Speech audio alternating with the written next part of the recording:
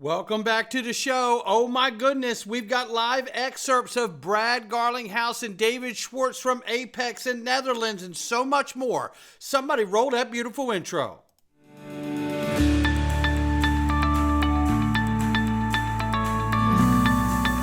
Digital Perspectives with Brad Kimes. Come on in.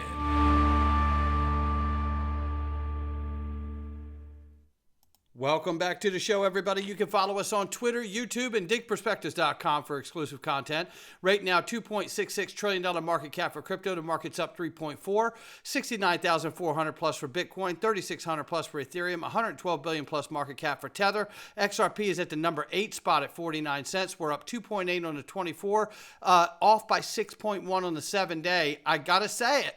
Keep an eye out for Ripple Real USD. RLUSD stands for Ripple Labs US dollar, but it also stands for real US dollar, according to Brad Garlinghouse. You'll hear him say it in just a second. Super excited to bring this to you, ladies and gentlemen. Let's look at the range of price between 48 and 50 cents. I bought some yesterday at 48 cents, and it felt so good.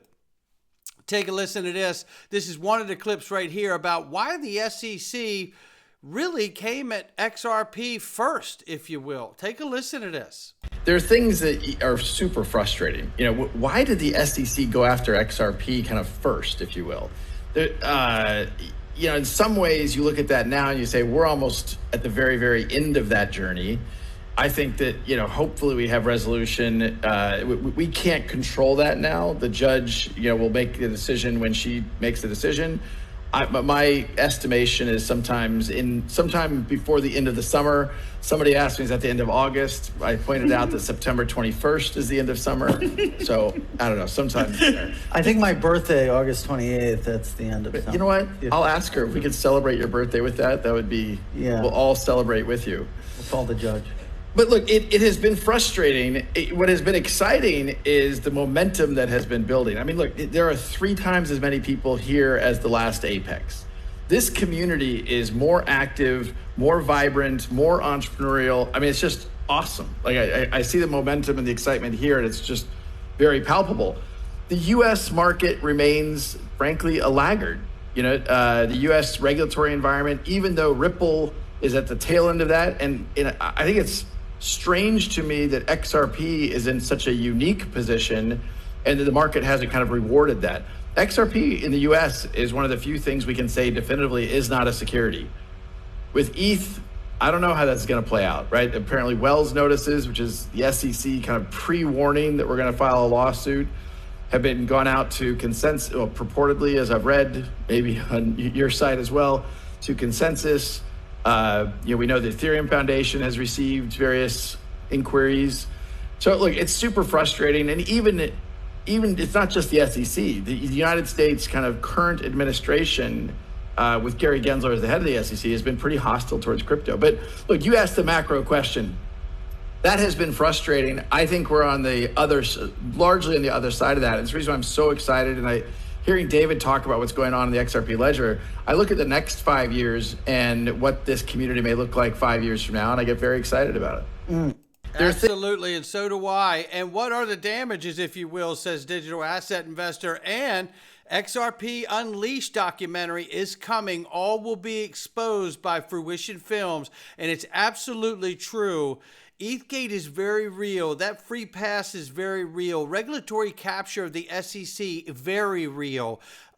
Do not underestimate the impact of what this documentary is going to do and the story it is going to uncover. No question about that. And then here we start here as a reminder, which we covered last week, but I just have to remind her to set the stage here, kind of clear the palette. Ripple is engaging with National Bank of Georgia. Yeah, this is a big deal, and so is this. Citibank, one of the world's largest liquidity providers in the world, don't give a damn about meme coin, but listen what they do care about: liquidity, cross-border liquidity. For Citi token services for cash and for trade. So now what we can do is we can move tokenized deposits around Citi's corridors. Right now it's just US and Singapore, with aspirations of adding another 3 to 5 in the next near term. Well, it's great that we have this internal token, but our clients don't want a Citi token or another. Hold on, it'll clear here.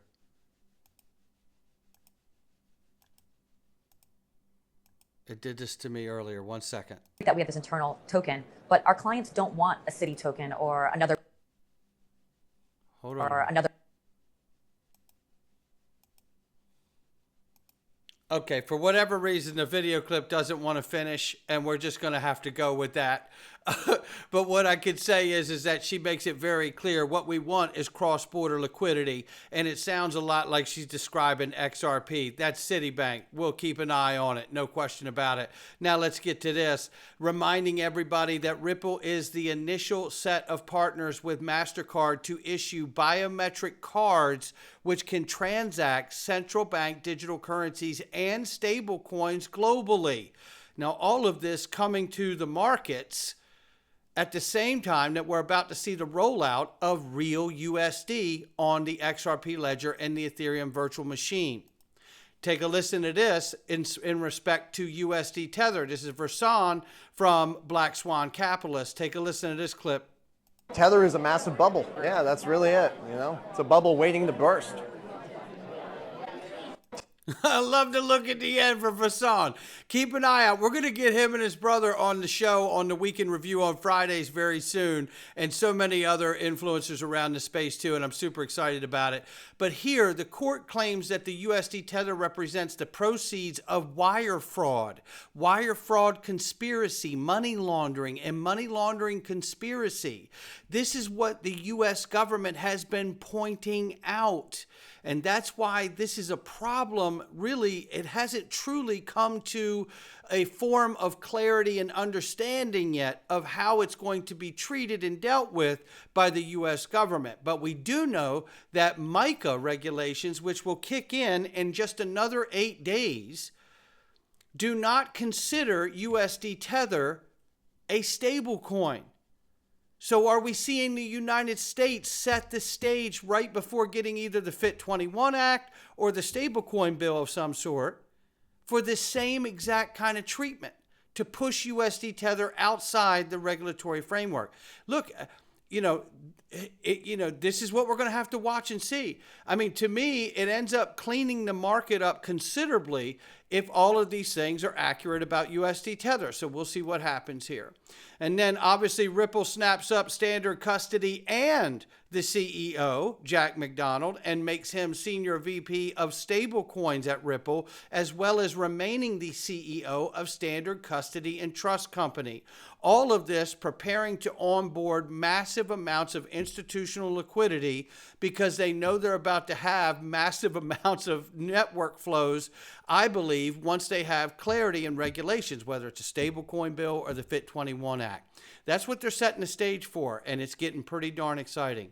Now take a listen to this, because this explains pretty clearly here that David Schwartz explains the XRP ledger and the EVM sidechain need to be seen exactly the same as a part of the XRP ledger. This is a remarkable statement that he's making here, and we all need to take it for exactly the way he's giving it. And I'm hoping that we can see the XRPL EVM sidechain announcement. It has a name. I wanted to call it Niobium. I lost. It is called the XRPL EVM sidechain. I know that's what everybody was calling it anyway, but that is actually its name. That is a bona fide announcement. I'm not lying. It is actually going to be called the XRPL EVM sidechain. I want you to think of that as a true part of the XRP ecosystem. XRP will be its native token, and it will be able to address that long tail of use cases. And if we have asset portability, I think we should think, I hope we can think of it as part of the XRP ecosystem, and XRP is not just the XRP ledger. Pretty remarkable comment right there. Super excited about what's taking place on the ledger. And just to touch that for a second from Ripple X and everything that's happening at Apex right now, introducing XRP Ledger EVM sidechain. We're excited to bring Ethereum virtual machine compatibility to the ledger, enhancing interoperability, unlocking new opportunities in DeFi and real-world asset tokenization. The Ripple engineer team, in collaboration with Peersis, is focused on ensuring the security and seamless user experience of the XRP Ledger EVM sidechain with wrapped XRP, which will be known as WXRP. As a native asset, we're prioritizing a smooth and secure bridging process. We're migrating to Axelar network for its robust security and efficiency in cross-chain cross-chain transaction. And XLR is a battle-tested, production-ready bridge to bring XRP as a native currency to the XRPL EVM sidechain. And this is remarkable. By choosing XLR as the primary bridge, we simplified the user journey and enhanced security. XLR's decentralized approach to strong validator network ensure a secure, resilient bridge, safeguarding our users and the network. Love hearing that. In regards to the XLS38 cross-chain bridge, while still potentially useful for custom sidechains, would not be as a user-friendly. While the amendment will remain active for voting, Ripple's UNL validator will vote no for now until the team can validate the feature with specific, and it goes on here, use cases and developer requests. The team is keen to receive feedback and collaborate with the community, get involved and share your thoughts, obviously. So now let's keep moving there because it's all positive stuff there. Now let's hear the official announcement on the symbol for USD on the XRP ledger and the EVM sidechain. And I love this real USD business. The name of the Ripple stablecoin will be RLUSD. I like to call it Real USD, Ripple USD. We're very excited about this. I also will emphasize, as I've emphasized many times, we think this is very much complementary, additive to what the overall XRP ecosystem is doing. Anything we do in mind of how do we make sure XRP is as successful as possible for everyone here. Having, as David talked about stablecoins this morning, having liquidity on chain, having the bridging, frankly, better on-ramps and off-ramps, that's good for everybody. In no way does that take away from our commitment and our desire to see the XRP ecosystem continue to grow. No doubt about it. And just like we heard from Brad Garlinghouse at the House of Blues during the fireside chat with Michael Arrington that the Digital Chamber put on, that was a remarkable fireside chat too, by the way. Brad was very clear when he said that anyone who thinks that we're not interested in the success of XRP has basically lost the plot. And absolutely true.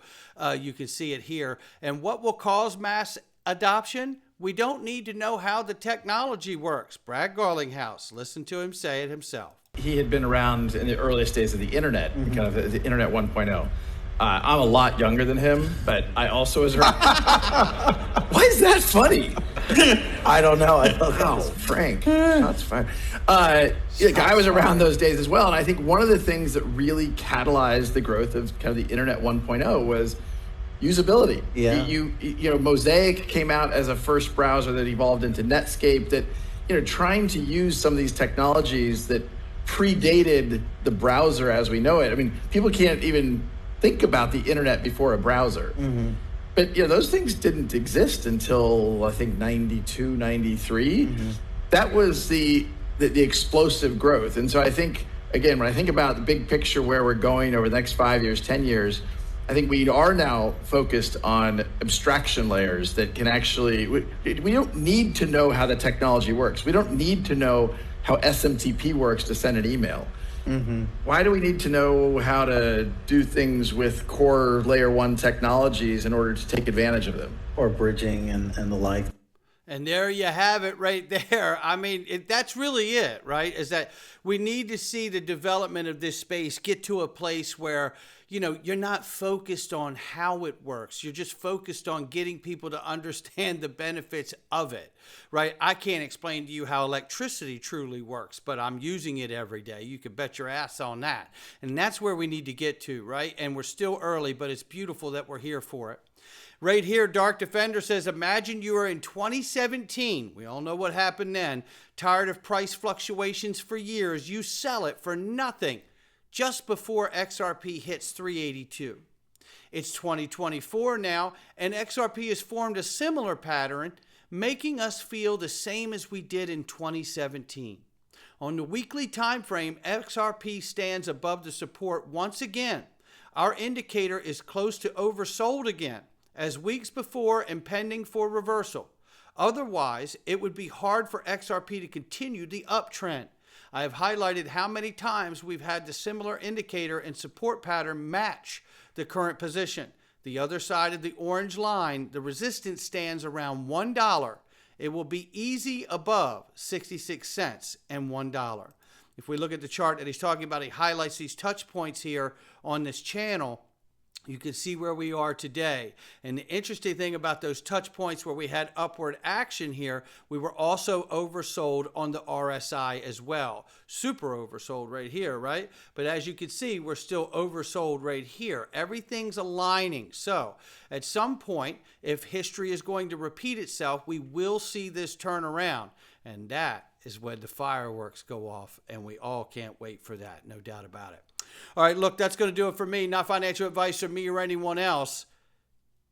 It's just my digital perspectives. I hope you'll go to digperspectives.com, support the channel, click the Freedom Zone, come on in for next to nothing, and you get Google ad-free videos of my daily videos every day, and I also put in extra content as well as a VIP conversation inside the group. No question about it. We hope to see you inside. I'll catch all of you on the next one.